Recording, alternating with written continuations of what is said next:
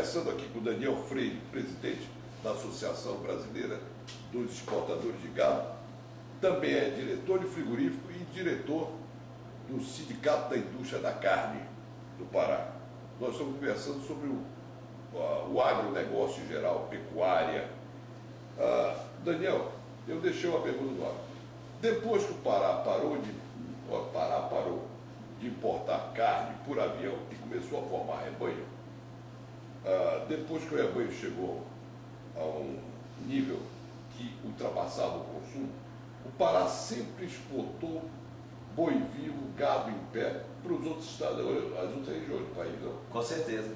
Olha, o Nordeste sempre comprou, é cliente tradicional do estado do Pará, o Ceará leva muito, o próprio Tocantins, em certo momento, para você ter ideia, que São Paulo já levou gado, no sul do Pará, nós já tivemos informações de que São Paulo importou gado para abater do estado do Pará. Então, ô Gil, uma coisa que eu queria até usar o teu programa para a gente poder falar, uma coisa interessante. Mas eu te diria, só te cortando, então qual é a novidade na exportação de gado em pé para outro país que a gente recebe em dólar?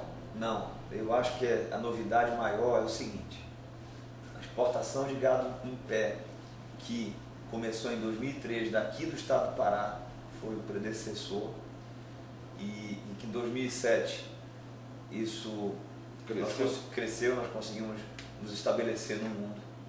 É que, para você entender, não existia a palavra confinamento e confinador. Confinador o que é? É a tecnificação da produção de carne intensiva, alimentando o gado com concentrado, com grãos, isso em coxo, dando alimentação em coxo. Porque o rebanho do Pará, primeiramente era a Ilha do Marajó, que são campos naturais, depois vieram os imigrantes de outros estados, que acabaram desenvolvendo o Nordeste, o sul do Pará, trouxeram técnicas agropecuárias e agrícolas, plantando capins, muitos eles de espécimes africanas, desenvolvendo a pecuária aqui. O Pará se tornou autossuficiente e, pelo contrário, hoje é fornecedor de carne para o Brasil e para o mundo. E naquela época só se falava em boi de capim. E aí, boi de capim é uma coisa interessante, é legal, mas você hoje observa a tecnificação, porque nas águas a produção do capim era muito forte, mas na seca, que é aquele período de julho até novembro, você tem certa dificuldade de manter a famosa entre-safra. A entre-safra. Então, com o boi vivo, que veio a demandar para os navios boiadeiros, são navios específicos para carregar gado, ou seja, são transatlânticos para boi, porque lá eles servem comida, água, tem tratamento veterinário, tem tudo. Refrigeração, né? Refrigeração, sem dúvida nenhuma. A refrigeração é uma das coisas mais importantes do navio boiadeiro. Então, houve a demanda de alimentos. Então, o setor de rações no estado do Pará, o setor de grãos, por exemplo, Paragominas, como estava mais próximo daqui do porto, começou na frente e ele veio produzindo feno, milho, silagem de milho, silagem de sorgo, cana-de-açúcar, tudo para fazer a alimentação do gado. E o boi vivo gerou então uma tecnificação. Com ele veio as figuras dos estabelecimentos de pré-embarque, que são fazendas específicas para adaptar os animais à alimentação que eles vão comer a bordo. Então, com isso, houve toda uma indústria por trás do gado vivo, gerando produto e produção agrícola para alimentar os animais. Logicamente, que quando você tem um novo mercado, existe excedente. E com excedente surgiu a figura do confinador. E agora até matéria do Globo Rural, há alguns meses atrás, do Boitel, que é o hotel de boi. Paragominas inaugurou o primeiro Boitel do norte do Brasil. Uma coisa interessante, porque o que é? É um proprietário rural que fez uma instalação para receber gado no período de entre-safra, de seca, de outros produtores e cobra diária para manter aquele gado lá. Então ele alimenta com isso. O que acontece? Os animais que ficariam prontos um ano depois, você antecipa eles, ou 6 meses depois, você antecipa eles, você tem agregação de valor e você tem produção de qualidade de carne. Então isso é uma coisa que o boi vivo, ele veio a trazer para o estado do Pará. E os frigoríficos também, eles se beneficiam disso. Mas não existe. Existe o mito da ociosidade dos frigoríficos. Porque os frigoríficos estão ociosos. Ô, Gil, o que é essa história? Ô Gil, deixa eu lhe falar. Houve uma irresponsabilidade do setor frigorífico na década de 2000. Muitos deles foram buscar lançamento de ações na Bolsa de Valores. E imaginavam que aquilo era o sonho do IPO, que todo mundo fala. É a palavra em inglês para quando a empresa abre capital na Bolsa de Valores. A sigla. Então o que acontece? Para as pessoas ganharem vulto e aparecerem, começaram a construir. O BNDES tinha muito dinheiro para emprestar e desenvolver. Pegaram, até o BASA financiou muitas plantas frigoríficas. Para você ver, o estado do Pará, o rebanho foi exuberante, mas o crescimento de frigorífico foi desordenado. Então o que acontece? Isso aconteceu no Brasil inteiro. Então, por exemplo, não falta boi no estado do Pará. O estado do Pará, para você ver, o desfrute do estado, ele é em torno de 20, 21%, que é a média do Brasil. Não, o desfrute de 20 a 21%, e o Brasil é 22%. Então, se você tem 20 milhões de cabeças, você tem 4 milhões. Se você somar o abate certificado, que são as indústrias frigoríficas, não chega a 2. E o preço da arroba do boi no Pará é de 89, a média, R$89, mais barata 20% que São Paulo. Então não justifica. A ociosidade das plantas frigoríficas no Pará, ela está em 18,6%.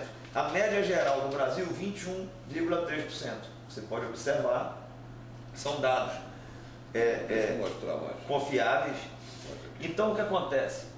Essa questão da ociosidade, veja, o que nós temos que buscar aqui, Gil, por que o Pará é o maior exportador de gado vivo do Brasil? E é o segundo maior via marítima do mundo?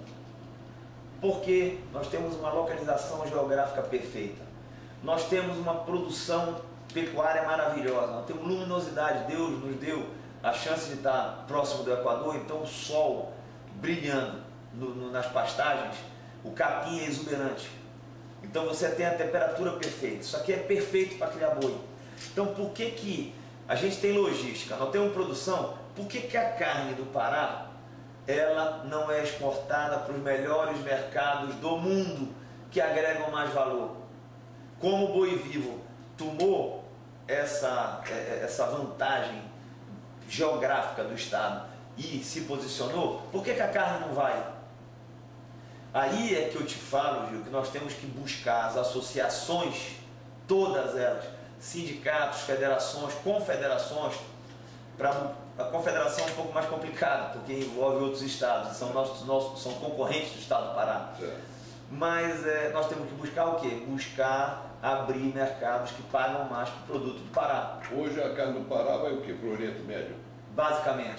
Basicamente, aqui no Pará tem 2 plantas só, eu acho, que exportam para a Rússia, a Ucrânia, alguma outra coisa pequena, mas vamos botar 95% Oriente Médio. Qual é a média de preço em dólar? Olha, a média de preço em dólar do Oriente Médio no passado foi $4.800 por tonelada. Então, dos melhores mercados. Por exemplo, você pega uma Europa, que nós não estamos distantes, porque, veja, Gil, se nós pegarmos um mote dessa pecuária verde, e esses municípios verdes que o governo do estado está acreditando e incentivando, os municípios de Paragominas aí, está aí para mostrar, e outros municípios que estão trabalhando muito bem, a gente poderia pleitear, por exemplo, um país europeu e dizer: vem cá, vocês vêm aqui só para bater na Amazônia e dizer que nós somos desmatador.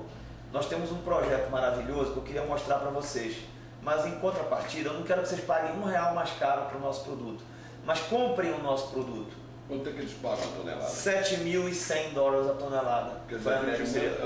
É quase o dobro, 40% mais. Se a gente exportasse para a Europa, isso sim é agregação de valor. Mas eu gostei do outro discurso de agregação de valor que eu vi, você conversando com o secretário de Indústria e Comércio, que você mostrou o que é agregação de valor. Você abriu uma caixa. Tem uma indústria no Pará que está acreditando muito aí, e já está produzindo espetinho, hambúrguer, almôndega e está partindo para outros produtos já porcionados, como bifes e essa linha já... Não é simplesmente abater o boi e vender a carne. Não, não. Agora, Gil, uma coisa importante é que as associações que se dizem aí em prol do Estado do Pará, e estão preocupadas com o Pará, tem que ver a real interesse delas, se não é um interesse de empresas cuja sede não está no Pará e que o Pará representa muito pouco para o faturamento global dessas companhias. Você vê, o Pará até hoje é embargado para vender pela Europa por pressão de concorrentes, outros estados concorrentes do Estado do Pará. Nós poderíamos vender para a Europa, nós temos produtos de qualidade, nós temos indústrias de qualidade. Não vendemos por quê? Porque as indústrias do sudeste do país que já exportam não têm interesse em abrir o Estado do Pará. Para você ver, eu lhe mostrei que a arroba do Estado do Pará é mais barata. Você imagina se eles vão querer criar um concorrente na Europa, um estado que é mais próximo da Europa e com a arroba de boi mais barata. Isso que o governo nosso tem que observar, e nós estamos fazendo um trabalho para chamar a atenção do governo disso aí e buscar essas empresas, essas associações que são contra o desenvolvimento do Estado e que estão, vamos dizer, seguindo um caminho diferente para embaraçar a compreensão de que a realidade é que o Pará tem sim. Por que São Paulo, Goiás, Mato Grosso e outros, Paraná, agora não, por causa do problema que houve, Rio Grande do Sul, Minas Gerais, podem acessar a Europa e outros mercados que pagam mais, e o Pará não pode? E para encerrar, uma pergunta, a pergunta de $1 milhão. Para promover uma atividade, é preciso derrubar outra? De jeito e forma. Mas parece que é essa a política, né? Mas isso é um equívoco, mas graças a Deus, Gil, eu quero dizer uma coisa. A exportação de gado vivo, ela é um negócio ilícito, ela gera emprego, gera mais do que tudo divisas para o país. E, graças a Deus, enriquece os municípios, né? Enriquece os municípios, enriquece a agricultura, a agropecuária familiar, como eu lhe coloquei, 90 mil propriedades rurais tem até 200 cabeças. Isso é considerado pelo IBGE pequenas propriedades rurais. Então isso enriquece, mantém esse trabalhador no campo, evitando ele estar vindo para a cidade, tomar um emprego e contribuir com o caos urbano que já existe nas grandes metrópoles do país. Então, a exportação de gado vivo, ela vem para trazer divisa, deixar esse proprietário, esse produtor rural no campo, ela vem trazer riqueza e mais do que tudo, Gil, ela mantém o investimento na propriedade rural e na produção rural. Isso é uma coisa muito importante. Daniel, eu queria te agradecer. Obrigado a você. Mais uma vez ao programa e obrigado por ter cedido esse belíssimo estúdio que é a sala da associação. Você considera a sua casa. Certo? Eu queria agradecer a sua participação e desejar boa sorte, porque agora eu vou fazer uma outra coisa. Agora nós vamos ao Momento Sindicom. Vamos sair desse estúdio aqui e fazer o Momento Sindicom e depois voltamos para encerrar o programa. Vamos ao Momento Sindicom.